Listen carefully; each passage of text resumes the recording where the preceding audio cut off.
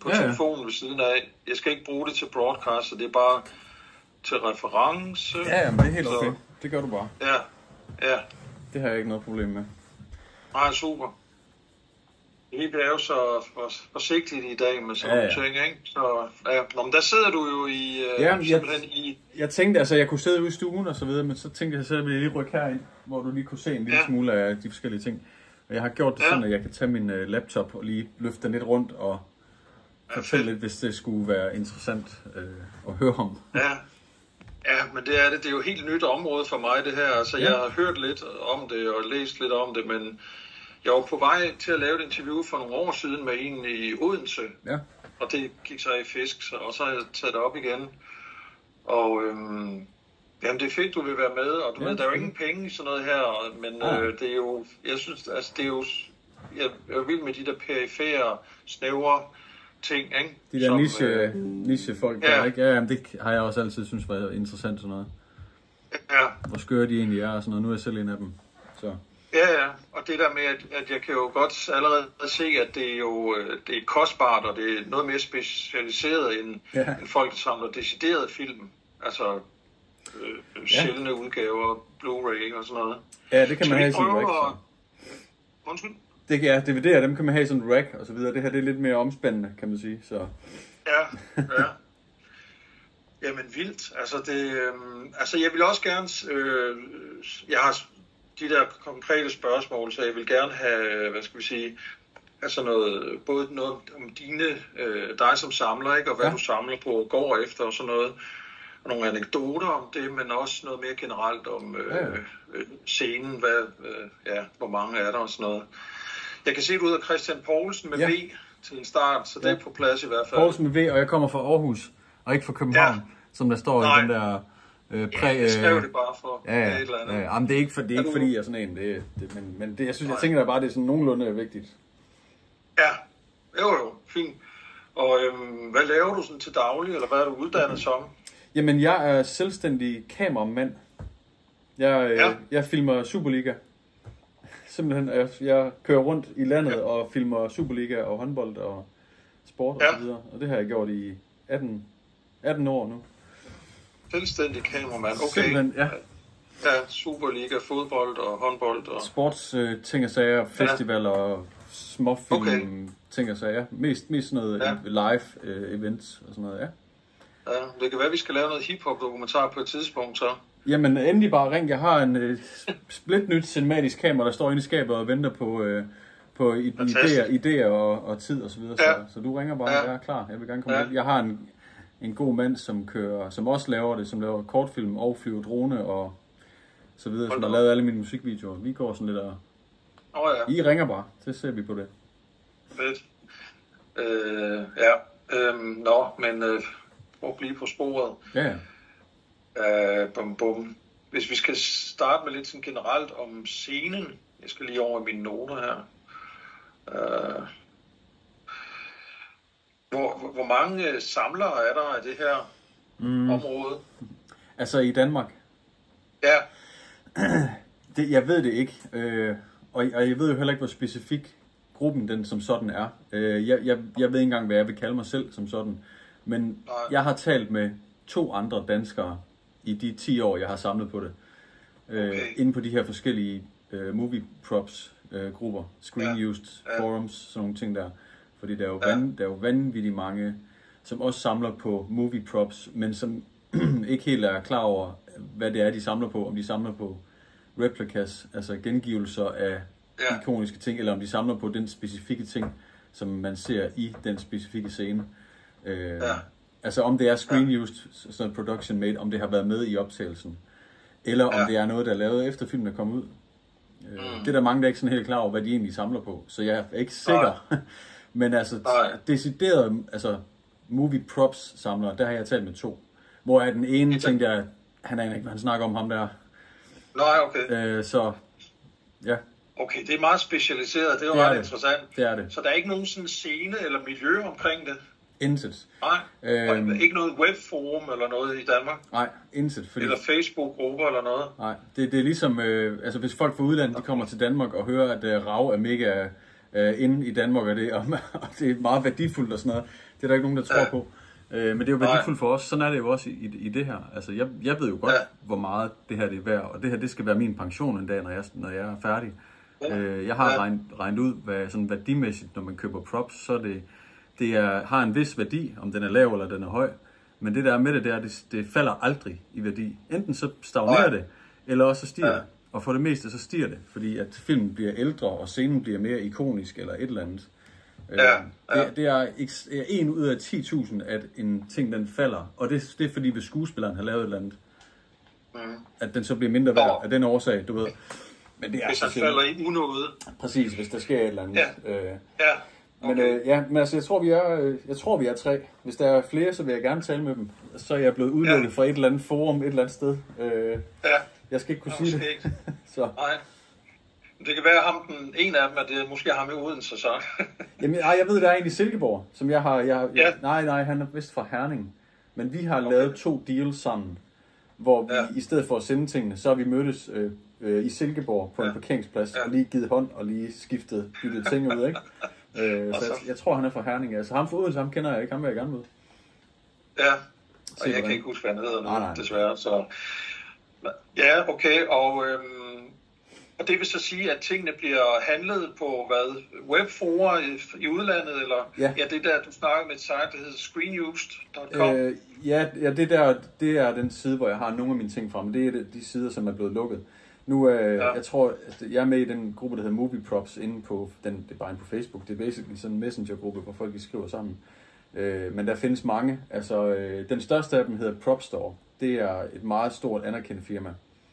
PropStore.com. De har 2 afdelinger, en i London og en i Los Angeles. Og de holder 4 auktioner, kæmpe auktioner om året, hvor man kan komme ind og byde. Der har jeg en bruger, der har jeg vundet mange af mine ting. Andre sider også, som gør det samme. Jeg ved, PropStore, de har den nu her om, jeg tror faktisk det er om 10 eller 14 dage, hvor der er sådan en main attraction, de sælger, og den er estimeret til $4 millioner, hvis ikke mere. Darth Vaders originale lyssværd fra, præcis, fra den originale trilogi, og det er jo bare sådan en lille dims, der lige er samlet. Men den er estimeret til $4 millioner, så det ryger den helt sikkert til. Jeg tror, den ryger over. Og der får man sådan et, nu er det her så fra en anden side, der hedder Heritage, men så får man en mail, hvis man byder, så får man lige sådan en lille booklet med alle tingene, og en mail, hvor der står, tak fordi du vil være med i auktionen, og du vil byde, og så videre. Og så er det egentlig der... Ligesom de... Så er det der, man ligesom, eller jeg får mine ting fra, jeg har købt meget privat også, altså sådan nogle trusted sellers, man skriver jo til alle mulige, kan jeg stole på ham her, og hvad med certifikater, og hvad med alt det der, er den god nok? Og jeg går meget i dybden, når jeg skal undersøge, hvad det er, jeg køber. Jeg går ind og kigger scenen, jeg går ind og læser på IMDb, jeg går ind og googler alt omkring det. Alle folk, der har været med til produktionen, altså så går jeg ind og ser produktionsassistenter, så finder jeg deres navn, så finder jeg dem på Facebook, så skriver jeg til dem, hej, du har været med i den her film, du var runner i 97, kan det godt passe, at den her dinosaur, jeg har heroppe, kan det godt passe, at sådan som den ser ud, at du måske har været med til at lave sminke på den og sådan noget. Så skriver de sådan tilbage, og det kan jeg egentlig godt huske. Og nogle gange, så er de venlige, og så har de selv nogle billeder fra den gang, som de har fundet frem. Det er rigtigt. Jeg var med på den film for 20 år siden. Ej, det var også sjovt. Og så hvis jeg kan få nogle beskeder frem og tilbage fra dem. Så det er sådan detektivarbejde, det er det, og det er mega sjovt. Ja. Det er mega sjovt, og nogle gange... Det er ikke bare sådan en instans, eller andet American Film Institute, der garanterer enten eller. Det er sådan... Der er selv, der vurderer ved at samle spor og beviser. Fordi alle de der store sider, de vil jo bare gerne tjene penge, det er klart. Og de har jo også i deres regelsæt og så videre, det skriver de også, vi kan ikke 100% garantere alt, fordi de får jo så mange ting ind. Altså hver eneste gang, der er en film, der er færdig med at optage en ny Iron Man film eller et eller andet, så er der et af de her firmaer, der simpelthen kører ud på optagelserne og siger, vi vil gerne købe hele lottet. Alt. Ja. Og der kan man jo ikke stå og sige, var det lige præcis den her, der var med i den scene, og var det lige præcis den her. Der er det op til sådan som os, og dem, der arbejder der, at gå ind og gøre det, der hedder screen matche en ting. Man går ind og tager et eller andet, så har den en ris, så kigger man på filmen og siger, er den ris lige der, hvor den skal være? Okay, så er det den her. Sådan nogle ting der. Og det er nemlig sådan noget detektivarbejde, og det er mega sjovt. Ja, det kan jeg godt. Det er jo sådan en hel side af det. Ja, det er det. Så et screen match, det vil sige, at man sidder sådan kvalificeret og sammenligner den fysiske ting med scenen i stillbilledet. Og... Præcis. Man sidder simpelthen bare fryser billedet og siger, giver det mening det her og sådan noget. Ja. Og bare for at få begreberne på plads, screen use, det betyder simpelthen, at tingen, du har i hånden, er den samme som Mark Hamills lysvær. Ja, ikke screen used, nej, fordi det er sådan en, den er blevet brugt i filmen. For eksempel så havde Mark Hamill sikkert 4 lyssvær. Ja. De lavede sikkert 3 eller 4, eller måske 5. Backups også, hvis det var, han faldt og knækkede en. Hvis det var en, der ikke så pænt nok ud, eller et eller andet, så kunne de lige tage en ny under optagelserne. Altså, jeg har mange forskellige ting, som også er altså den fra scenen, men hvor der måske er 2 udgaver af den. Og at det er meget, meget sjældent, at der kun findes én udgave. Jeg har nogle ting, som er, at der kun findes én udgave af. Og det er der, hvor man kan gå ind og screen matche og sige, det her, det er, og der kalder man det for en hero version. Hero version, det er det hedder. Så man simpelthen siger, det her, det er the one. Og de andre er så screen used. Og hvis man er i tvivl om, den rent faktisk er med i filmen, altså i scenen, man sidder og ser, så den production made, det er der også nogen, der bliver klassificeret som i forhold til, at det her, det kunne være et par bukser, eller en vest, eller et eller andet, som er blevet lavet til filmen, som skuespilleren sikkert har på, da de har øvet sig, men ikke nødvendigvis er den i the final cut af selve filmen. Og de har også stor værdi, den slags ting. Og det er sådan noget, som man siger, vi kan ikke garantere, at det er lige præcis det, du ser on-screen, men vi kan garantere, at det var lavet til filmen, og det var med i det. Så falder det en lille smule værdi for mange, men det er jo stadigvæk, det kommer også an på, hvad det er. Det er jo stadigvæk meget, meget fedt. Ja, hold da op. Og så det vil sige, at der er flere grader, ligesom, eller Og, men altså, når man snakker om screen use, så er det brugt i optagelsen, eller hvad? Ja, 100%. Screen use, det er... Men han kan have brugt flere forskellige optagelser, som er med i filmen. Ja, lige præcis. Ja, okay. Lige præcis. For eksempel, nu har vi den her, den er fra Dragejægerne.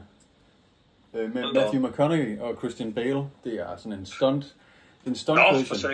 Det er sådan en stunt shotgun, som Matthew McConaughey han bruger i Dragejægerne, Rain of Fire. Skal vi lige se? Ja. Den her fed film. Mega fed film. Jeg elsker den film. Og der render han nemlig rundt med sådan en her på benet hele filmen. Og så der er et tidspunkt, hvor han skyder efter dragerne og sådan noget. Jeg ved, de har lavet 3 af dem her. 3 eller 4 af dem her. Og det er bare sådan noget træ og plastik. Der er ikke mere i det. Og så har jeg så undersøgt, at de skudeffekter, de laver i filmen, det er ikke fra sådan en metallisk, hvor de siger klik-klik og sådan noget. Det er rent faktisk bare fra sådan en stunt, hvor de bare har lavet effekter. Det vil sige... Altså CGI bagefter, præcis. Og man kan egentlig også se det, når man ser filmen, at der mangler lige det der rekyl i hans øjne, og der er lige det der blink, der lige er lidt over for sådan noget. Det er jo nogenlunde gammel film. Så det vil sige, at den her, det er en stunt version, men det kunne også sagtens have været en af dem, hvor han rent faktisk står og skyder. Så altså en stunt version? Ja, præcis. Okay. Der er nemlig også stunt versions.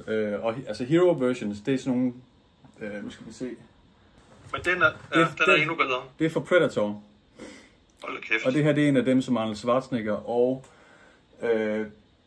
ham der hedder Billy, ham der hedder Mac i Predator. Indianeren. De bruger, lige præcis. Der, hvor han skærer sig over brystet. Det er nemlig lige præcis den her kniv.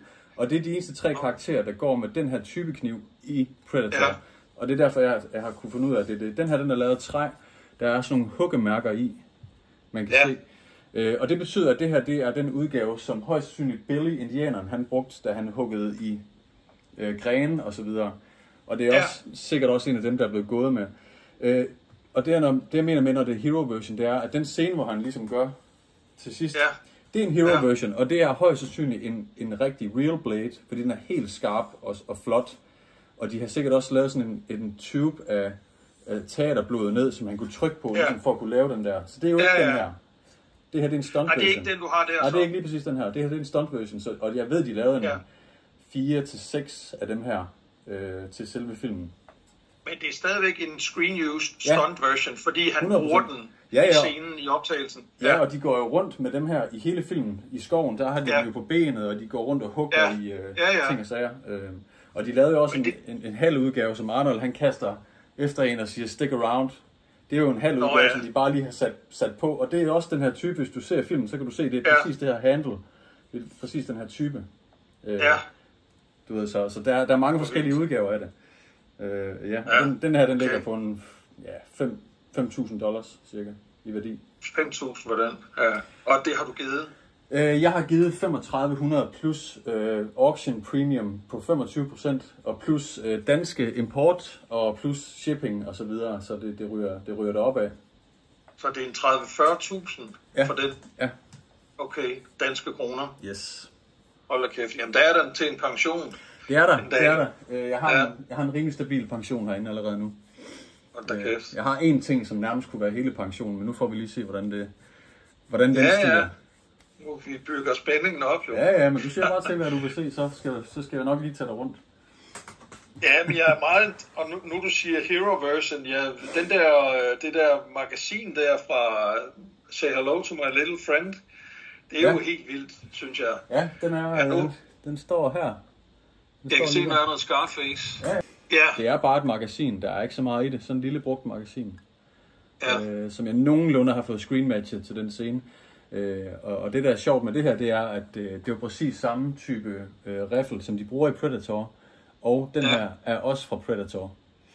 Ja. Så den er også blevet brugt. Så den der, du har der i hånden, den er brugt både i Predator og i Scarface? Jeps.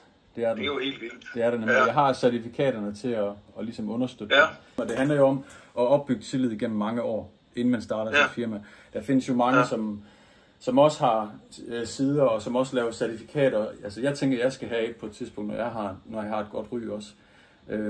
Men det er jo nogen, man 100% stoler på. Og store firmaer, som laver de her $1,000,000 auktioner. Hvis man har et stempel eller et eller andet. Men det er jo op til en selv, fordi nogle af de her firmaer, de laver også fejl. Og det indrømmer de også. Så den her, altså, det handler om at stole på sine intuitioner, og synes jeg, får undersøgt så meget man overhovedet kan. Så jeg har jo været at skrive til alle mulige, også fra filmen, og alle de tidligere ejere af den. Jeg har gået hele vejen ned i historien, for at være sikker på, at det var den, at der ikke nogen, der lige har skiftet den ud, du ved, eller gjort et eller andet. Hvad for nogle certifikater startede den med at have. Hvad for nogle, det hedder COA, det der certificate, og der er noget, der hedder LOA også, Letter of Authenticity, som der er flere, der går mere op i, fordi det her er ligesom den private ejer, man stoler på. Han kan jo ikke gå ind og lave et certifikat, fordi det han jo ikke. Så han går bare ind og skriver et brev. Hej, det her det er mig, jeg er ejer af den her, jeg står her med ved, at... Og så underskriver han den. Ligesom du ville gøre, som ligesom jeg vil privat samler. Ja. Og jeg har sådan en helt kæmpe stor folder her, kun med certifikater. Okay. Bare lige hurtigt, det er ikke fordi, vi skal gå det hele igennem. Det kunne også være fedt at lave en film om det her, men det er jo så en anden. Så har jeg tingen. Det her det er Arnold Schwarzeneggers kostume fra The Last Action Hero, der står om i baggrunden om. Og så har jeg alle tingene her. Med, for eksempel her, der har jeg en økse fra Mandy-filmen. Og der var jeg hele vejen nede i Tyskland for at hente den, og jeg købte det af smeden fra filmen. Det var den, som jeg også lavede et oplæg med. Så ham der har lavet øksen, han skrev det her brev og underskrev det for mig. Og det synes jeg jo er mere værd end et eller andet certifikat fra et eller andet firma, som ikke er klar over præcis, hvad det er, de sælger. Nu har jeg smeden selv, som har smedet sværet. Ja, hold kæft. Smedet øksen, præcis. Så nu har jeg jo det, som jeg kan tage med. Jeg har samtaler på Instagram fra forskellige skuespillere. Det her kostume, der står heroppe, det er fra den 13. kriger. Det er kongens kostume med sværd fra den 13. kriger. Det har nok en værdi af 80.000. Kongen fra den 13. kriger, det er ikke Antonio Banderas, men ham den store, blonde. Nu skal jeg ligesom jeg kan ikke rigtig huske, det er en af mine yndlingsfilm. Skal vi se. Eller film eller sådan. Ja, præcis. Skal vi se. Ham deroppe. Ja, og det er en af mine yndlingsfilm. Fantastisk kostume. Stor værdi. Både for mig og for sådan ligesom i virkeligheden. Men der har jeg de der officielle Prop Store certifikater. Men der vælger jeg så at gå ind på Instagram på hans side og skrive til ham. Sende billederne. Efter jeg får sat det op. Hej, jeg har sat det her op, og jeg er en stor fan. Og så svarer han tilbage med, det ser virkelig godt ud, og det er 100% den, jeg havde på, og alt det der. Og det virker jo som beviser også, at nu har jeg en samtale med skuespilleren, og nu siger han god for den, ikke?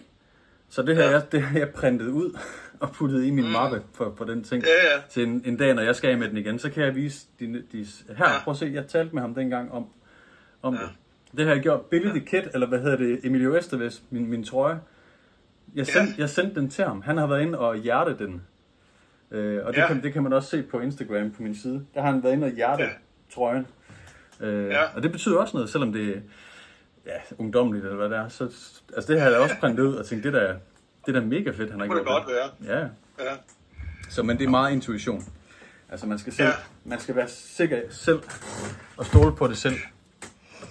Men du har sendt Emilio Estevez et billede. Du har ikke sendt ham selve trøjen. Nej, det tør jeg ikke, så ser jeg den aldrig igen. Nej, det er det. Han lavede et eller andet post, Young Guns post. Ja. Og så folk de begyndte jo at kommentere og sådan noget, og så tænkte jeg, ved du hvad, det er da en god mulighed. Så jeg tog bare et billede af den i rammen, som hænger herhjemme. Og så delte jeg det bare på den kommentar, sådan at jeg har din trøje herhjemme, hvis du har brug for at låne den et eller andet sjov, hyggelig lille. Og så hjertede han den. Ja. Så. Ja, og så ham, der spiller Chavez, indianeren, han har været inde og like den også. Ja. Så det er jo også bare fedt. Hvad går du, hvis vi skal snakke lidt om dig selv, hvad går du egentlig efter for ting, og fra hvilke film, eller genre, eller at... Ja, jeg har været i tre faser i den her samlings sådan rejse for mig, og nu er jeg i den sidste fase, som er den sidste, jeg skal i. Den første fase, det var bare at købe alt det, jeg overhovedet kunne. For alle fede store film, jeg overhovedet kunne. Også nogle, som jeg ikke engang selv var fan af. Og så endte det bare med, at jeg fik for meget, også skrammel, mindre ting, som ikke rigtig steg i værdi. Og det var simpelthen bare for meget af det. Så det gik jeg lidt ud af igen. Fik solgt lidt ud af nogle af de ting, som jeg ikke havde den vilde. Det handler også om affektionsværdi for mig. Det er ikke penge. Så den anden fase, der handlede det nemlig kun om penge. Der var jeg nemlig inde efter et par år. Og sådan, okay, alt fra Star Wars, det er bare vildt meget værd. Star Trek, not so much. Star Wars, Ringenes Herre, Marvel, sådan nogle ting der. Så der var det kun det, jeg specifikt søgte efter. Så nu skal jeg blive rig på det her. Så jeg søgte kun efter de ting, og så hang der en masse ting fra alle mulige film og serier, som jeg ikke engang rigtig selv kunne lide at se. Det var bare sådan, om den stiger måske, den er måske det værd. Og så mistede jeg lidt gnisten for det igen. Og så besluttede jeg mig for at sige, jamen nu samler jeg kun på ting fra film, jeg selv kan lide. Okay. Og heldigvis er det jo ikke sådan alle sammen nichefilm. Alle kender Predator. Sådan nogle ting, der er ikke så... Ja. Det er min absolut yndlingsfilm, det er Predator, selvom det er en drengefilm. Er det det? Ja, det er det. Jeg har mange yndlingsfilm, sådan er det med sådan nogle som os. Vi har ikke kun én. Altså når vi sidder og ser den, så siger vi til dem, det er min yndlingsfilm. Så ser man en dag efter, så det er også min yndlingsfilm. Så nu samler jeg kun på ting, som fra film, jeg selv kan lide. For det betyder også, at min samling har kæmpe værdi, affektionsværdi for mig. Og jeg er glad, når jeg kommer herind. Jeg synes, det er sjovt. Jeg kan altid fortælle om det, og jeg er stolt af den og sådan noget. Det er bare ren sjov og lide det hele. Og så har det så også en betydning for mig senere, tænker jeg, når jeg skal sælge det. Der ryger jeg bare på en auktion, og så siger jeg bare, fyr den af. Og så kigger jeg bare på bankkontoen dagen efter og ser. Okay. Så det er film, som jeg selv kan lide. Nichefilm, altså nogle af dem kan jeg ikke lide længere, men det var sådan nogle, jeg så det som ung. Jeg har en kæmpe stor dinosaur heroppe. Den er gigantisk, jeg var nede og hente den i Tyskland. Den er fra... Den film, det en hel figur? Ja, det er hoved. Altså sådan et kæmpe hoved, som er mounted. Og det er fra en film, der hedder Komodo fra 1997. Den ved jeg ikke, om du har set, men det var dem, der havde lavet Jurassic Park, som prøvede sig med sådan en Komodo-varans monsterfilm. Og den ligger på YouTube. Jeg har den er det en kloak under byen eller sådan noget? Det er ikke den? Nej, det er det ikke. Det er sådan helt basic. Dreng bliver angrebet, og så kommer han tilbage, da han bliver voksen og skal redde den her ø fra de her mærkelige. Og den var egentlig fed nok, den var bare totalt campy og elendig og ringe. Men da jeg så den der, og tænkte, det her er et eller andet. Altså jeg kan ikke lide filmen, men det var sjovt, så den bliver jeg også. Og så tænker jeg, at den kæmpe store dims, den kan hænge over kaminen en dag, når jeg... I stedet for, at alle har det der jordegevir, så har jeg sådan en kæmpe stor komodo. Så en dårlig B-film. Ja, præcis. Så. Og hvad, hvis vi skal snakke lidt sådan lidenskab, du har været lidt inde på det, men hvad er ligesom tiltrækningen ved det her? Altså det er jo, fordi det spreder sig alligevel noget, kan jeg se, og det er jo dyrt, og altså... Hvad er det fede ved at eje... Scarfaces banana clip eller Dodges hele outfit?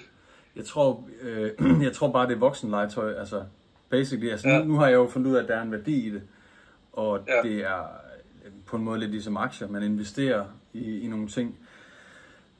Jeg synes, det er sjovere end aktier, fordi det hænger på væggen, og man kan fortælle om det. Jeg synes, det er vildt sjovt. Altså, jeg er kæmpe filmnørd. Jeg elsker at se film, og jeg har fundet ud af, at når man har noget for filmen, så er det langt sjovere at se den. Og man er langt mere inde i filmen, end man er bare ved at se den. Altså, når jeg sidder og ser Mandy med Nicolas Cage, og den scene, den kommer, hvor han smider de her økser. Og jeg har den ene. Jeg må indrømme, at den har jeg skammeligt ikke set endnu, af en eller anden grund. To det ved jeg. Kæmpe store metal i aluminiumsøkser, som ham smeden han lavede, ikke? Så når jeg sidder og ser den film, så sidder jeg, det er lige præcis den der. Det er fra den her scene, og så videre, og det gælder jo alle mine ting. Og det er bare sådan personligt. Det synes jeg er mega fedt. Og nogle gange, når jeg sidder med de her store film, Last Action Hero, hvis vi ser Den 13. kriger, altså de forskellige kostymer, jeg har, så tager jeg kostymet ind i stuen. Og så sidder jeg og ser filmen med kostymet ved siden af, og sådan, det er jo sjovt. Og det minder lidt om Psycho, Norman Bates og hans bror. Det kan godt være. Den tager jeg gerne på mig. Altså, der er ikke nogen, der kommer for træde i det her game, så det gør ikke spor. Det er bare mig, der hygger med det. Så altså, jeg kan ikke forklare præcis hvorfor. Ikke udover, at jeg synes, det er mega sjovt og spændende, og jeg bliver langt mere interesseret i filmen og fremtidig film, når jeg samler på det her. Og så det faktum, at det er en god investering, det skader heller ikke. Så det er bare det. Jeg har det fedt med det, og det kan jeg godt lide. Og så har du også ressourcer til det? Det er en dyr hobby, som jeg også er skruet ret meget ned for. Der var lige en årgang, hvor det var godt nok, det er jo lige lovligt meget, så solgte jeg aktier og sådan noget for at kunne få fat i. Det er jo sådan noget med, hvis der kommer en fed ting på en auktion, så kigger jeg på bankkontoen over, jeg vil gerne have den her ting, men auktionen er om 7 dage, og så er den væk, hvis ikke jeg byder på den. Man kan håbe på, at den dukker op igen en dag, det gør de nogle gange, men hvis ikke lige pengene de lige er der, så må man jo bare vinke farvel til den ting, fordi de der estimater fra auktionerne, de stiger hele tiden, så mange af de her ting, jeg har, de starter på $2,000-3,000. Så bare overhovedet for at kunne være med i det, så skal man kunne lægge det beløb der. Så det er en dyr hobby. Men og det er niveauet for alt, hvad du har, faktisk? Nej, jeg har også små ting. Jeg har sådan noget som det her. Det er fra The Dark Knight. Det er pengesedler. Og det her, det er et bundle. De er forholdsvis sjældne. Der er ikke noget på dem. Det er bare sådan noget fake money. Men der er for eksempel, der er 100 her, og de bundles har jeg 5 af. Og så en seddel som den her, hvis man bare lige tager den ud, putter den i en ramme, så er den omkring $50 værd. Okay. Så det er sådan nogle ting, jeg har givet til mine venner i gave og sådan noget. Jeg har værsgo og lige rammet den ind, og det synes de alle sammen er fedt. Så jeg har mange små ting, som ikke er så meget værd heller. Hvad med, nu siger Dark Knight, hvad er det med den kniv der? Er det sådan et af dine... Ja, men du må gerne se den. Jamen, det er det. Det er det. Nu skal jeg lige se. Hvor er vi henne? Prøv lige på det her til at virke. Hvor er vi henne? Der er den der dinosaur. Og der var dinosauren, eller Komodo. Og hvad hedder det?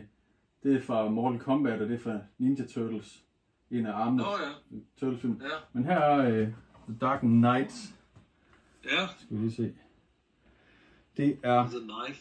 Ja, det er den kniv, han bruger i den scene, den der restaurantscene. Hvor han is it the scars? Ja, præcis. Og det er jo det er sjovt, fordi at den er, jeg ved ikke, på en auktion tænker jeg, den er omkring 100.000 værd nu. Og muligvis mere. Nogle af de her auktioner, de kan stikke fuldstændig af. Den her boss har jeg købt selv, for jeg synes, det passede fedt til setup'et. Jeg har de her forskellige pengesedler ved siden af. Jeg synes, det ser nice ud. Det er et nice setup, synes jeg. Men selve kniven, det er bare sådan noget stunt rubber.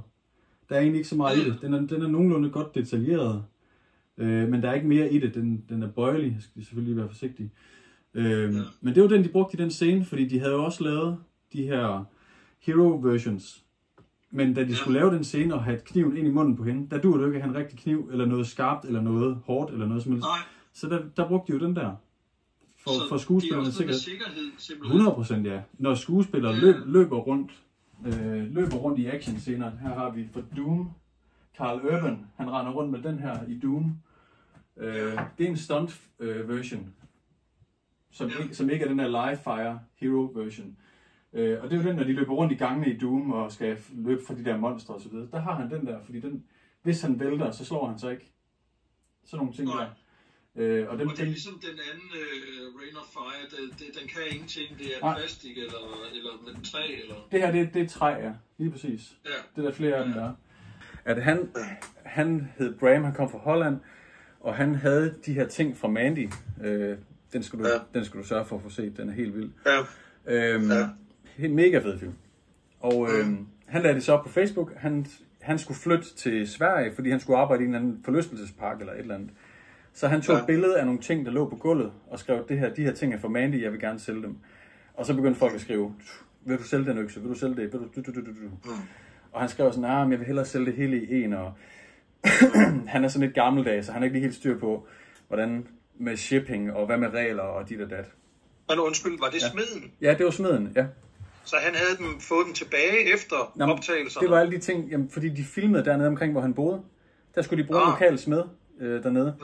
Okay. Så de hyrede ham, og så mange af de ting, som de brugte, også et par bukser, Nicolas Cage har på, og nogle handsker, sådan nogle grillhandsker, han bruger den scene, har jeg også.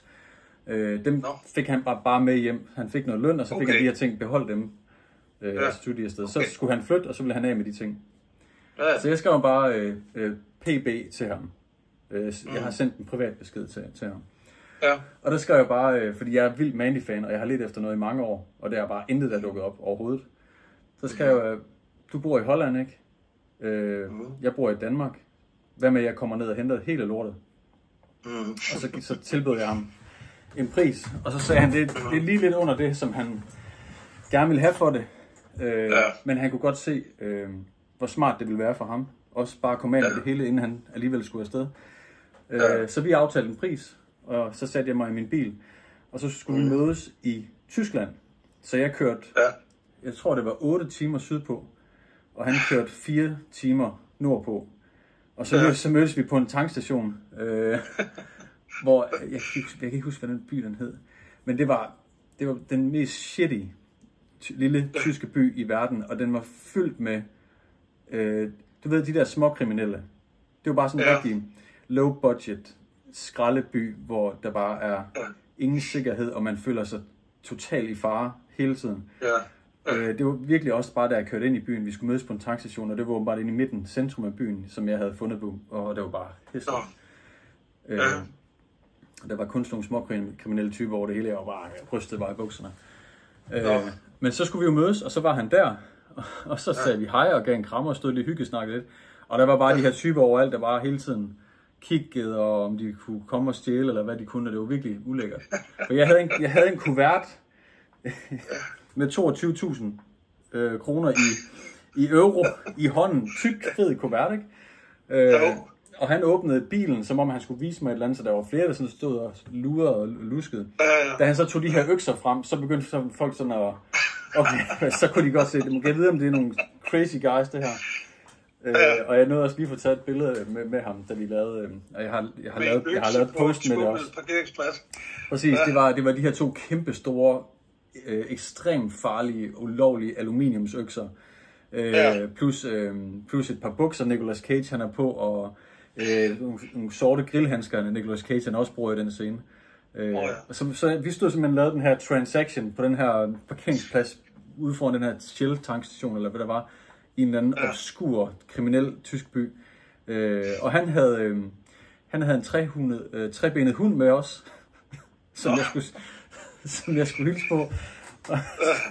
Og så fortalte han om, at han skulle op og bygge slisker til en forlystelsespark i Sverige, og det hele det var bare en virkelig underlig oplevelse.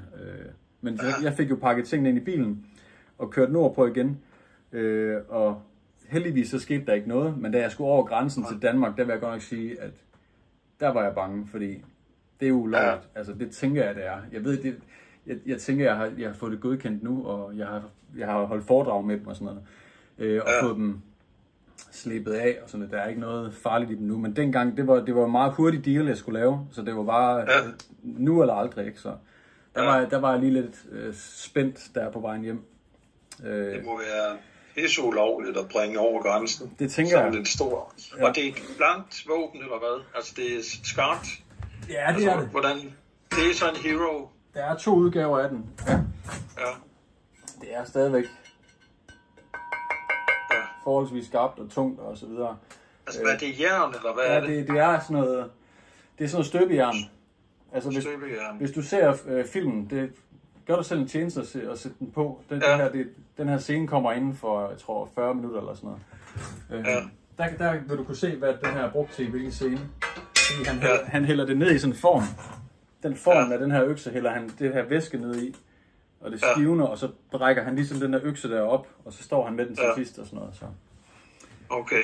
Så ja, og der havde de nemlig også lavet sådan en hero version, som er meget flot, meget pæn, som han kastede rundt med. Men det var helt sikkert sådan noget stunt, træ eller skum eller et eller andet for hans og skuespillernes sikkerhed. De her var kun lavet til den scene der, fordi dem kunne de aldrig filme andre scener med end dem, fordi de er ret farlige. Nå, så det er den, han står og brækker op af støbeformen, simpelthen. Ja. Du har der. Ja, okay. Vildt. Og hvad siger du? Der er ikke, sorry. Jeg tror, der er delay på det her, så det er derfor, vi lige går i... Ja. Hvordan den der ulykkelige historie med Alec Baldwin, der kom til at skyde en under en optagelse, det må også have påvirket hele det her... Jeg har faktisk tænkt over det, jeg har skrevet med nogle over det også, og den her Rust, den udkommer snart her til september. Er det Rust, den hedder? Den hedder Rust, ja. Jeg skal helt klart se den, og altså, den film er så meget hypet på grund af det, der skete, og det er jo forfærdeligt, det der skete. Altså, det er jo en tragedie, også for familien. Jeg ved, hvordan de kommer omkring det, fordi det er jo en skydescene, som jeg har forstået, ikke? Jeg ved virkelig. Hvor de så går galt. Ja, det er jo... Så det er jo en del af historien, at han skyder ham der. Jamen, det var en kvindelig kameramand, der bliver skudt. Det er det, jeg har læst. Nå, okay. Jeg troede, det var hans modstander i scenen, men det... Ja, altså, jeg har ikke læst op på det, siden det skete, men men det, jeg kunne forstå, det var, at det var en kvindelig kameraperson, som ved freak accident blev ramt. Fordi han stod skød med det her, og jeg ved ikke, om det var, fordi de tog den forkerte, eller... Jeg ved ikke, hvad det er, de ikke har haft styr på, men hun blev ramt, og hun døde af det, så... Og det er tragisk, selvfølgelig. Men i forhold til, altså, hvis man skal være en lille smule morbid, hvilket man selvfølgelig ikke skal, men hvis man skulle, så tror jeg, at det hjælper på værdien, fordi at filmen bliver mere hypet af det. Folk, de snakker ude i krogene, ikke officielt, det er jo usmageligt at gøre, men selvfølgelig som sådan en filmkritiker og filmnørd og så videre, jeg er meget interesseret i at se den her film, og det ville jeg ikke have været, hvis det bare havde været en random western-film med Alec Baldwin, der er udgivet på Apple, så kan jeg sige med det samme, den er elendig, jeg har ikke behov for at se den. Det ved jeg med det. Jeg ved med det samme, hvor ringe den er.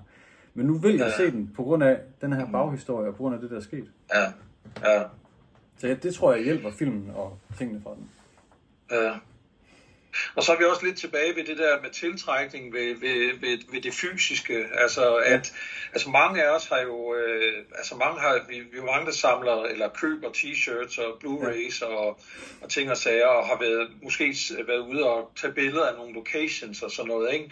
Men du har så helt konkret fysisk kontakt med ejerskab til nogle af ting fra filmens eget fysiske univers, kan man sige. Ja. Du er ligesom trådt ind bag, hvad siger man, glasfacaden, eller bag spejlet, ikke? Og er inde, på en måde inde i filmens eget univers. Ja. Altså, er det også noget, du tænker over, eller er det også noget tiltrækkende ved?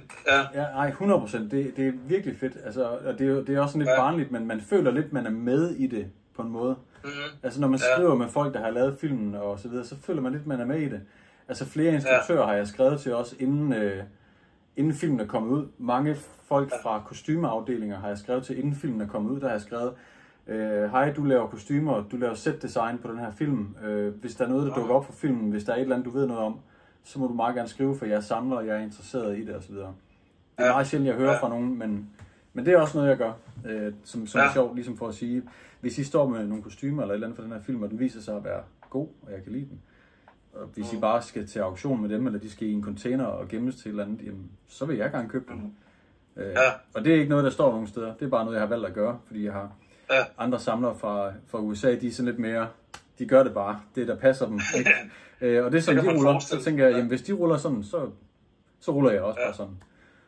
Og der er jo ikke nogen, der kommer til skade. Det kan jo ikke skade at spørge og sådan nogle ting der. Så. Nej.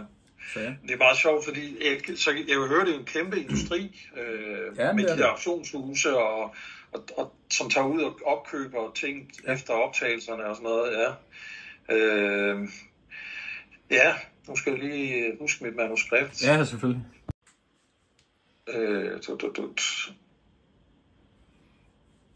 Har du det der billede med ham med øksen på parkeringspladsen der? Ja. Har du det, sådan, som vi må bruge i en artikel?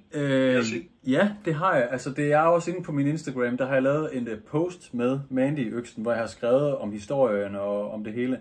Men jeg har billedet Jamen, fordi der har jeg tegnet på det og gjort det sådan til del af min, hvad kan man sige, post.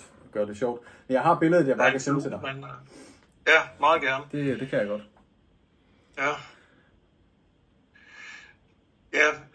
Hvis det er muligt, undgå at nævne, at den højst sandsynligt er ulovlig, vil nok være formålstjenende for mig, så jeg ikke får alt muligt på nakken. At det er en stunt version, som er blevet slebet af eller et eller andet, ikke så der ikke bliver et eller andet. Jeg overgår ikke, hvis de skal til at sparke døren ind, og jeg skal stå og forklare alle mulige ting og sager. Nej. Det vil være ærgerligt, et område, som ingen har hørt om, og så du starter med at blive kriminaliseret. Ja, lige præcis. Men du får det jo lige til gennemlæsning selvfølgelig, inden vi trykker. Ja. Skal jeg lige se, om vi har det hele. Ja, men altså de der billeder, dem sender jeg, dem har jeg rundt omkring. Ja. Alle mulige andre sjove ting, det skal jeg nok sende til dig. Ja, også hvis du har et billede med kniven der, man kunne sætte op. Altså, jeg har jo desværre kun én side i Eko-bladet til det her. Det kunne ellers, det kunne være sjovt at brede sig, men det kunne måske blive en anden gang. Så vi er nede i et billede, eller en collage af et par billeder, eller sådan noget. Altså, jeg vil umiddelbart mene, at det nok er fedest med kniven, så jeg tror, det er den, der er mest power i forhold til genkendelse og sådan noget der. Altså, jeg har også ringene fra Sons of Anarchy, hovedpersonens ringe, men det er også lidt mere niche. Fra hvad? Sons of Anarchy. Kender du den der biker-serie? Nå, det var Sons of Anarchy. Ja. Det var sådan en stor serie. Der ham hovedpersonen, det var en rimelig kendt serie. Der har jeg hans ringe. Ja. Okay. Ja, ham der. Det kunne også være noget, men jeg tænker det med den, det skal nok være den, hvis det endelig skal være noget. Batman, det er jo stort, og Heath Ledger, Præcis, alle kender jo det der, ikke? Så det... Også, han er også farlig jo, og mystisk, og Præcis. Ja. Men det skal selvfølgelig, det bestemmer du selv. Ja, men hvis du kan skaffe et billede af kniven der, og med certifikatet gerne, ikke? Fordi så kan vi måske sætte det op imod et stil fra filmen med ham selv. Ja, altså jeg ved ikke lige helt med hensyn til certifikatet, så skal der i hvert fald et rødt kryds henover, i forhold til copyrights og alle mulige ting. Altså, det skal man altid passe på med sådan nogle ting der. At folk de begynder at forfalske de her ting, fordi det er jo rimelig nemt bare lige at kunne forfalske et eller andet, ikke? Så der vil jeg gerne lige forbeholde mig retten til at være lidt mere forsigtig. Jeg vil gerne vise det, og måske bare lige holde en hånd henover det og sådan noget, men måske at få det... Eller et hjørne af det måske, ja, præcis. Eller det er okay. Eller noget. Men at lige få det decideret printet det hele ud, det tror jeg ikke, jeg er helt glad for. Nej, det er okay med dig. Nej, det er klart, der er noget der, det kan jo bare kopieres, ja. Ja, og så har du også lavet noget formidling, siger du, nogle foredrag og noget med Cinemateket og ja. Altså, jeg har skrevet lidt frem og tilbage med dem her på det seneste også, men det var nemlig med Mandy-økserne, fordi at vores fælles ven Jesper Nybo, han skrev, fordi han vidste, at jeg elskede Mandy, han skrev, at Cinemateket spiller Mandy dernede, og jeg gad godt at se den i en biograf, for jeg synes, den er vildt sådan stemningsfyldt og sådan noget. Så jeg skrev bare til dem med det samme, hej, jeg vil gerne komme og se jeres film, men jeg har faktisk også et kostume derfra, og jeg har også nogle rimelig sindssyge økser. Kunne det være... Vil det være noget sjovt for jeres gæster at lave det lille præ-event på det? Så var de meget interesserede i det. Så jeg tog kostymet med på en af mine mannequin-dukker og økserne og fik de sat op. Jeg skal nok sende nogle billeder til dig også, så du lige kan se dem. Og så sad jeg egentlig bare dernede i lobbyen med min ven og fik en øl og lige ventede på, at filmen skulle gå i gang. Og så kom folk jo lige så stille strømmende hen i lobbyen til biografen og stod og kiggede, og jeg havde lagt de der breve fra smeden lagt på et bord. Og så stod jeg jo bare ved siden af, og så spurgte de, er det dit? Hvor er det fedt, og må jeg røre, og må jeg tage et billede med det? Og ja, det endelig bare gør det. Og så det må man gerne. Ja, det var et specielt event til for gæsternes skyld, så ja, der var flere, der fik lov til at stå med øksen, og så tog vi et billede af dem, og det synes de var sjovt, ikke? Og så, jeg tror, en halv time inden filmen skulle begynde, så kommer de hen til Cinemateket, de unge medarbejdere der. Vi skal egentlig snakke om den, men jeg tror, du ved mest om den. Har du mulighed for at holde det foredrag i stedet for os? Ja. Okay, det har jeg så ikke lige prøvet før, men jeg sagde ja, og så blev jeg præsenteret, og så talte jeg i 3-4 minutter, tror jeg, til dem derinde om filmen. Den blev også filmet, det der foredrag der, så det gik godt, og fik fortalt lidt om det, og så snakkede lidt om de ting der, og så satte vi filmen på. Det var virkelig, virkelig fedt at prøve det. Ja. Og ligesom kunne sige, det er fint med det der, ligesom når der er instruktørbesøg, og nogle af de gamle sådan B-film, kultinstruktører, der kommer. Og jeg så noget tilfældigvis med Christina Lindberg, svenskeren, ikke? Og så ham der, hvad er det nu, han hedder,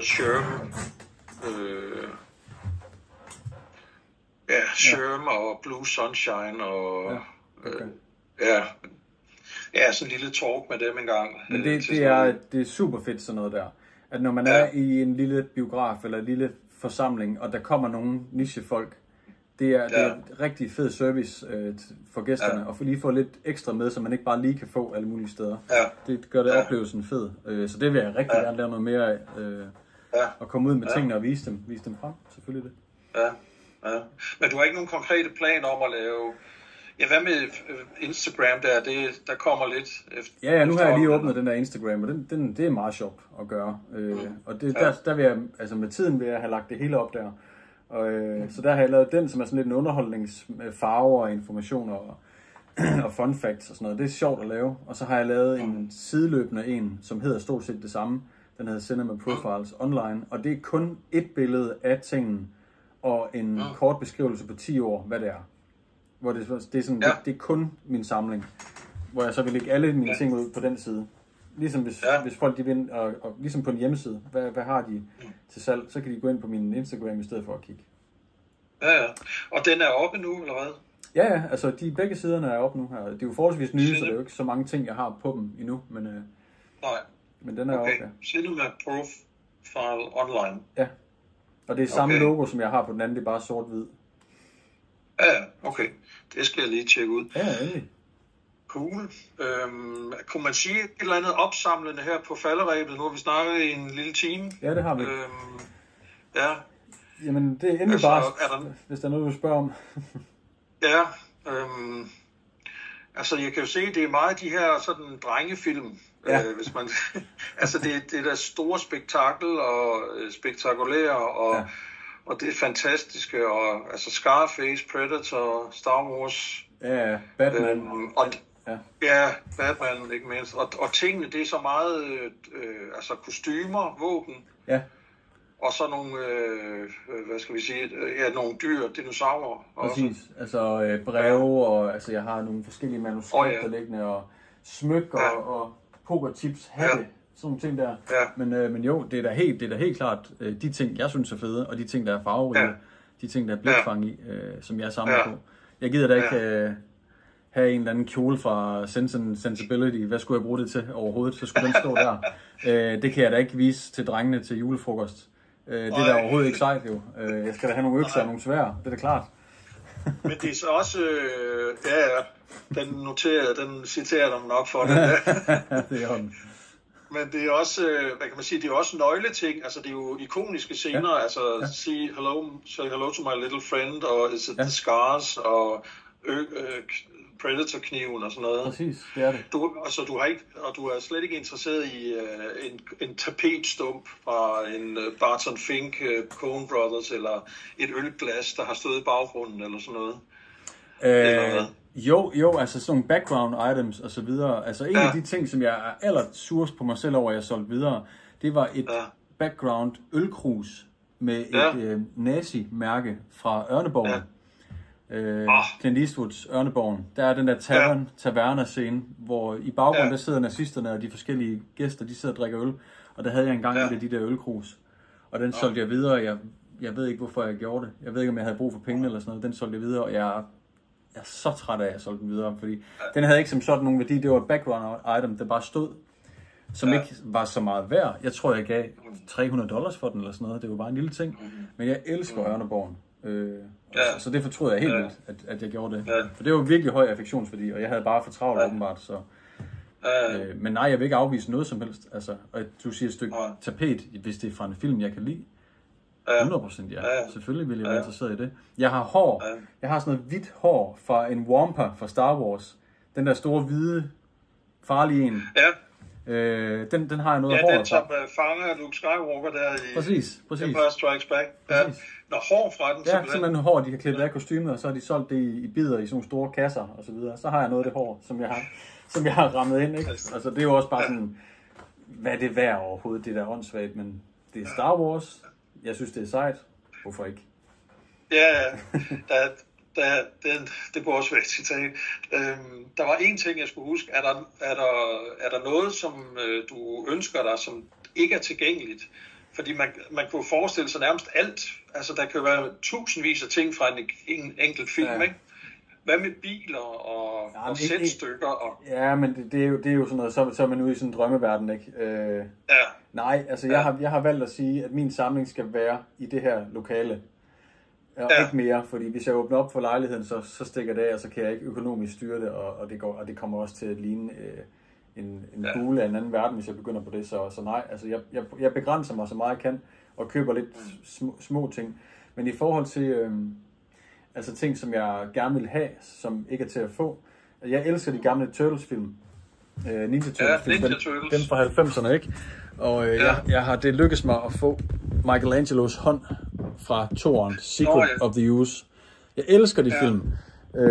Men jeg har lavet, den har jeg også lavet et post med, og hvor jeg også skriver det her, det er, at da de var færdige med at optage, der destruerede de alle kostymerne. Også, altså alle de der fede kostymer, det er meget, meget få ting, der eksisterer fra de gamle Turtles-film. Det der eksisterer, det er helt smadret og ødelagt. Og resten er blevet destrueret og brændt og smidt ud. Fordi at de var bange for, at det ville blive kopieret og alt muligt, efter de havde lavet toren. Og så lavede de en dårlige træer, ikke? Men der var rigtig mange ting, der forsvandt der. Så sådan et Raphael-kostyme, du ved, have det, hold nu op, det gad jeg godt. Men det er umuligt, og den drøm er død. Så sådan nogle ting, det eksisterer også, men det er jo the name of the game. Altså, jeg vil også gerne møde Michael Jackson, det kommer jeg da aldrig til, og det kan jeg da ikke have nogen, der tuder over dagen lang. Altså, sådan er det bare. Nej, man er nok nødt til at selektere meget i, hvad man går efter, og hvorfor, og alt sådan noget. Ikke? Det er ligesom os, der samler på plader og sådan noget. Ikke? Det er sådan, der er meget, der kunne være spændende. Og, noget, der er med mit idol i hvert fald. Ja. Arnold Schwarzenegger, så... Det er på hvad hedder sådan noget, en catwalk eller ja, det var sådan et event i Birmingham, hvor han var og holde foredrag. Og der kunne man så betale for at møde ham, og der havde jeg en chance for det. Så det kostede mig 17.000 at give ham hånden. Men jeg fløj over, og så fløj jeg ham hånden, og så fløj jeg hjem igen, ikke? Ja. Wow. Så, ja. Er han dit største filmidol? Ja, det er 100%. På grund af Predator og Terminator? Fordi han er så ikonisk, og fordi at der blev lavet så meget sjov med ham dengang. Og han var ligeglad med det hele. Han leverede bare hit på hit hele tiden. Jeg har så meget respekt for den måde, han er kommet op på, og den måde, han har leveret på, og den måde, han har skinnet på. Selvfølgelig, alle begår fejl, det har han også gjort. Men han er bare så ikonisk. Og når jeg ser tilbage, og især på de film, der bliver lavet nu, mange af vores helte, Marvel og Superman og sådan noget, de er så wooden, og de er så kedelige at kigge på. Der er ingen karisma i dem. Deres øjne er helt blanke, fordi de står i et grønt studie. Det har ingen interesse for mig. Det er meget, meget få moderne skuespillere, jeg kan lide. De behøver ikke være dygtige. Og skuespillere i det hele taget? Ja, skuespillere, ja. Jeg synes ikke, en skuespiller behøver ikke nødvendigvis at være sindssygt dygtig og komplet uddannet. De skal have en karakter, og de skal have noget glimt i øjet, de skal have et eller andet specielt over dem, før jeg gider det. Og det havde Arnold for mig, og jeg voksede op med hans film, så det er klart, så er han min helt, ikke? Så da jeg hørte, at han kom til London, så skulle jeg da over møde ham, det er klart. Ja, det er klart. Så 100% en helt, og jeg søger altid efter ting. Jeg har et sværd fra Conan the Destroyer, fra toren. Det er så ikke Arnolds sværd, fordi Arnolds sværd, det er det er alt for dyrt, og det er alt for svært at få fat i fra de der Conan-film. Men det her, det er Svend Ole Thorsens sværd, hans bedste ven, som han bruger imod Conan i toren. I en scene. Og der har jeg også snakket med Svend Ole Thorsen, og fået ham til at sige god for sværdet og så videre. Så jeg samler på Arnold ting, så vidt jeg kan få fat i dem. Ja. Og Van Damme, Jean-Claude Van Dammes bue fra Helten, også fra Cyborg, tror jeg den hed. Jeg har haft noget Terminator, men jeg har det ikke længere. Jeg havde sådan et kranie på et tidspunkt.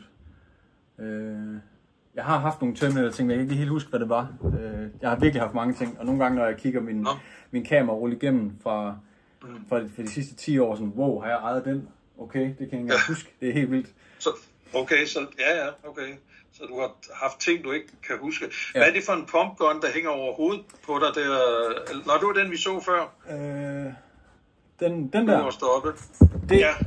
Det er Tropic Thunder. Det så vi før. Det er Robert Downeys shotgun fra Tropic Thunder. Og det er hans stunt version. Jeg elsker den film. Den er så fed. Så selvfølgelig skulle jeg byde på den. Og selvfølgelig skulle jeg da også lige vinde den.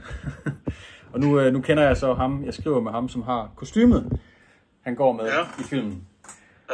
Og vi skrev til hinanden næsten på samme tid. Hey, er du interesseret i at sælge din shotgun? Og så skrev jeg, hey, er du interesseret i at sælge dit kostyme? Fordi vi vil gerne samle det hele, så det kan stå og blive displayet, ligesom mit kostume her med sværd, så man vil gerne samle det jo.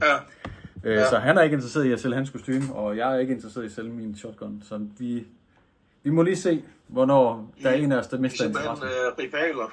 Nej, vi er gode internet buddies, du ved, men det er sådan, det er meget sjovt. Så jeg håber, at han vil sælge den en dag, og så vil jeg købe den af ham. Nu får vi se. Jeg har rigeligt til sådan en sides artikel der, så nu skal jeg bare have det skrevet.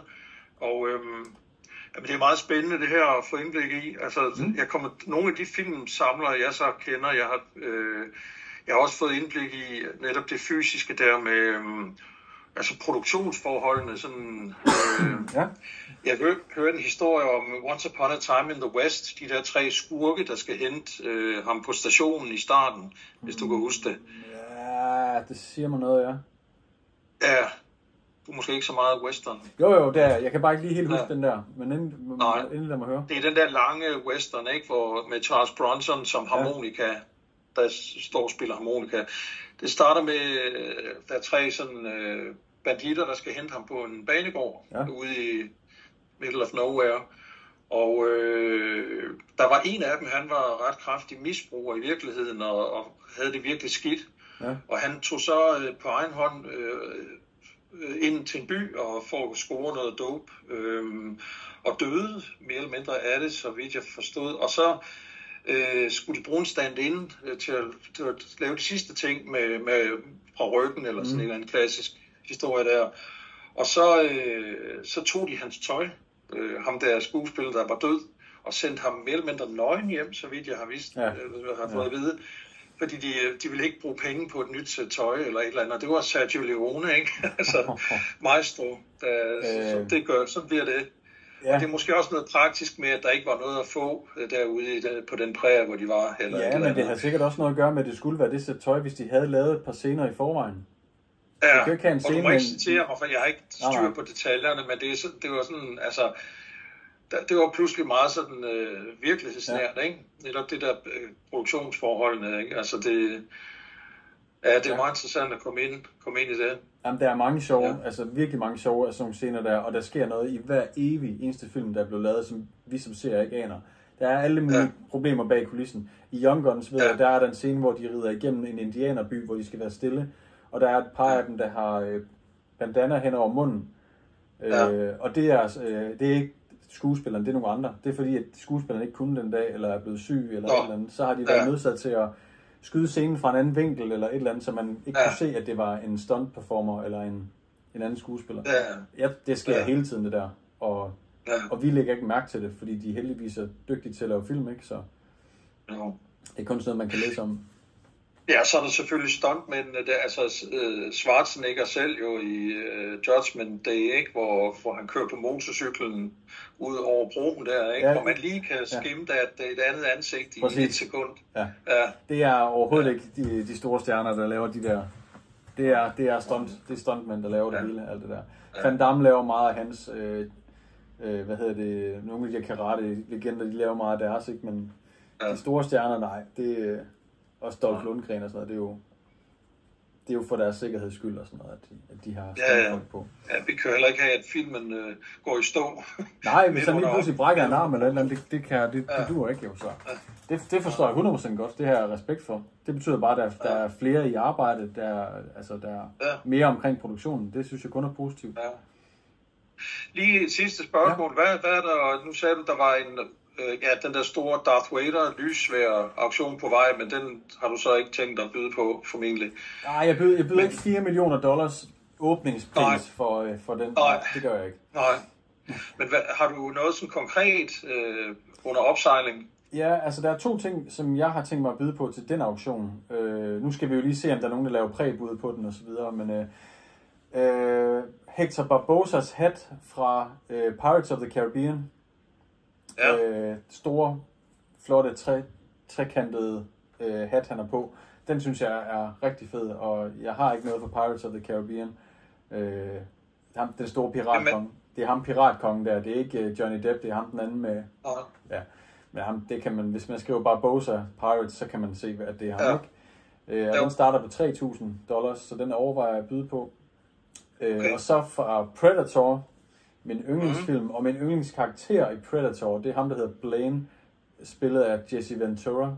Ham, der har den der cowboy-hat på, og har den der kæmpe store minigun, der er fuldkommen urealistisk stor og vild, og umulig i virkeligheden at betjene. Og de havde kabler og ledninger og alt muligt for at kunne få det til at virke, men det er jo den vildeste macho-karakter, overdrevne macho-karakter, jeg nogensinde har set. Så han er selvfølgelig den fedeste for mig. Der er 2 scener i filmen, hvor han har sådan en lille whiskyflaske, som han lige drikker af sammen med Mac, og lige har en scene med ham. Det er Bill Duke, den anden, ikke? Ja, præcis. Ja, præcis. Ja. Og det er den lille whiskyflaske, den starter på $5,000, og den overvejer jeg også at byde på. Ja. Og hvad var den første ting, du nævnte? Det var Hector Barbosas hat, der er. Ja. Men der er flere ting for den auktion, der er rigtig interessant. Du kan bare gå ind på propstore.com, og der har de åbnet kataloget for man bare kan gå ind og kigge. Ja. Der er de vildeste ting. Propstore, jamen jeg skal passe på, at jeg ikke bliver grebet af det. Ja, det skal du. Det er, trust me, don't. Det er crazy dyrt. Men også virkelig sjovt, når man er i gang med det. Ja. Du siger Propstore, hvad hed de andre butikker der? Jamen, så er der en, der hedder Heritage Auctions. Så er der en, der hedder heroprop.com. Så er der en af mine venner, der hedder Paul. Han har en side, der hedder productiontreasures.com. Jeg kan sende dig alle de her links og så videre. Alle mulige store sider, der har dem. Der findes mange af dem. Men man skal også kunne stole på dem og sådan nogle ting der. Så der er meget få, jeg handler hos. Og jeg handler stort set ikke privat længere heller. Jeg har brændt nallerne for mange gange med folk, der har skrevet, tingene er ikke dukket op, eller... Jeg solgte engang en hjelm fra 300, sådan en spartanerhjelm, som jeg havde sendt tracket og skum og alt af orden, og sendt over til en eller anden, som så viste sig at være sådan en scammer. Så han tog et billede af en tom kasse og sagde, kassen er tom. Og det var PayPal og sådan noget, så det skulle frem og tilbage. Det han ikke vidste, det var, at jeg er lidt crazy med sådan nogle ting der, så jeg begyndte mit detektivarbejde. Og fandt ud af, hvem han var i virkeligheden, og fandt ud af, at han arbejdede i en dyrehandel i et eller andet sted inde i London. Så jeg ringede til dyrehandlen og bedte om hans navn og hans adresse, og fortalte ejeren af dyrehandlen, hvad det var for en ansat, de havde. Så han begyndte at ringe til mig på Messenger en time efter. Hvad fanden har du gang i, mand? Du ringer til mit arbejde. Så skrev jeg bare, det er dig, der har stjålet for mig. Lad os starte der. Og jeg er i samtale med politiet og så videre. Fuck, jeg har lige fundet den. Så tog han billedet af en kasse, hvor den var uden for hans hoveddør. Den er lige dukket op, så tog han billedet. Den er lige kommet nu. Okay, den kan du bare sende tilbage så. Ja. Så der er mange ting. Prøve at snyde dig for erstatning eller andet? Ja, han ville have hjelmen, som han kunne sælge videre, og så ville han jo have pengene tilbage. Ja, smart. Og de er jo over det hele, de her typer, og det er en af grundene til, at jeg virkelig passer på nu, og jeg rådgiver mange nye samlere, altså røde flag, hvad de skal passe på med, kommunikationsformer, hvad skal man sige, hvornår, hvor meget skal man gå i dybden, hvem skal man spørge, hvem skal man stole på. Alle de der ting der, det har jeg lært af bitter erfaring, hvordan man gør. Og det gør også mig mere troværdig med mine ting. Folk stoler på mig, når jeg vil sælge noget, så er der ikke nogen, der spørger efter alle mulige beviser, alle mulige ting, og så de ved, hvis det kommer fra mig, så stoler de på det. Og det er fedt. Hvad hedder du i det miljø? Dit private navn? Eller? Ja, det er bare mit eget navn. Der er ikke noget, jeg har ikke noget kunstnernavn som sådan. Jeg har kun min nye Instagrams, Cinema Profiles, som hedder CP, og det er også CP Christian Poulsen. Så tænkte jeg, det skulle hedde et eller andet med CP, så nu hedder det Cinema Profiles. Og jeg synes, det er meget catchy, og det er sådan meget fedt, synes jeg. Ja. Rigtig sjovt at få indblik i det her. Jeg håber, at titlen kan leve op til det nogenlunde. Det er jeg sikker på, at den kan, og du skal komme forbi, når du er i Aarhus. Så giver jeg en middag, så kan du lige komme og se, og lige sige hej og se, hvad det er for noget. Hvis du har lyst. Så kan vi også snakke rap, jo. Hvad siger du? På et tidspunkt.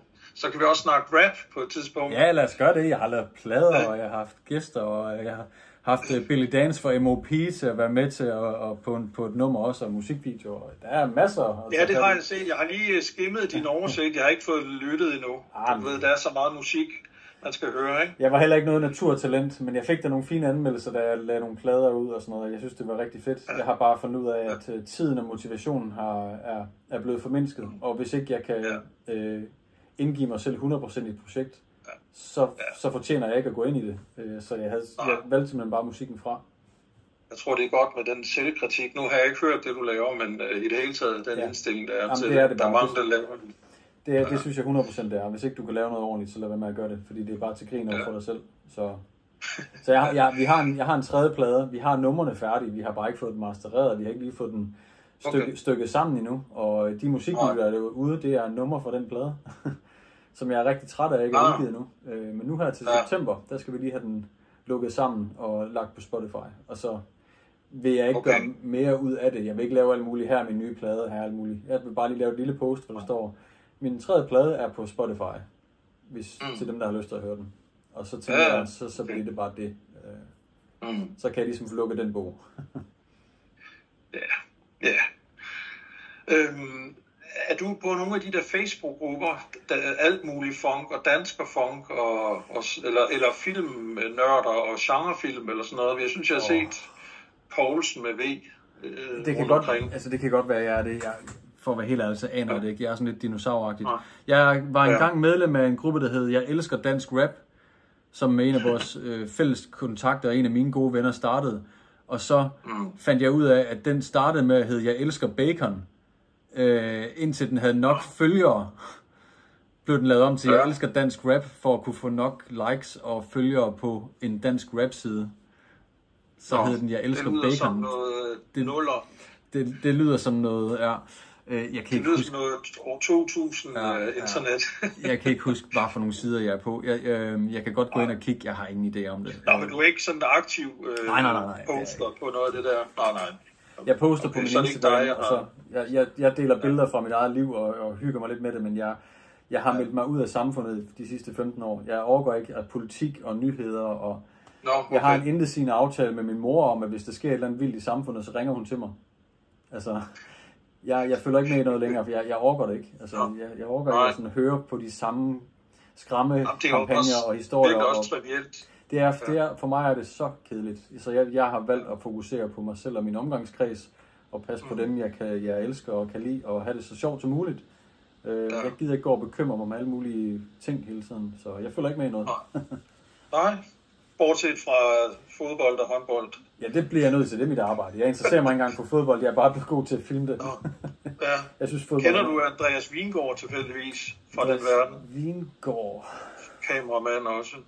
Han har lavet meget Tour de France, og han bor i New York i dag. Ja, jeg synes, jeg har hørt navnet før, men det er ikke en, jeg kender privat. Nej, det er det ikke. Nej. Og så er det, man siger, jeg vil ikke tage mere af din tid. Jeg synes, det var rigtig spændende og hyggeligt, og lad os da snakkes ved. Ja, så fint. Alt muligt. Endelig. Du kan bare ringe og skrive anytime. Det her det er min hobby, så jeg er altid interesseret i at snakke om det. Du kan bare sige sådan. Med hensyn til billeder og info, bare lige skrive en besked, hvad du savner, så sender jeg det til dig. Og det er den samme der på Daniels det er bare den. hotmail? Ja, eller på sms, eller hvad du har behov for. Du kan bare sige til.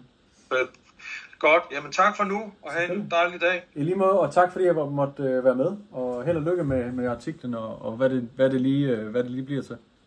Ja, de andre, jeg har lavet, de ligger jo kun i print, desværre. Okay. De må ikke deles digitalt, men altså, jeg ved ikke, om du har Ekobladet, eller også ser det på biblioteket, eller sådan noget, men jeg kan lige fortælle dig, hvilket nummer det er, og årstal og sådan noget. Gerne. Altså, og hvad jeg ellers har skrevet og sådan noget, ikke? Jeg vil gerne læse det, og jeg har et bibliotek lige ved siden af, hvor jeg bor, så jeg kan egentlig bare tage det over. Jeg vil da selvfølgelig gerne have et fysisk kopi af den artikel. Det der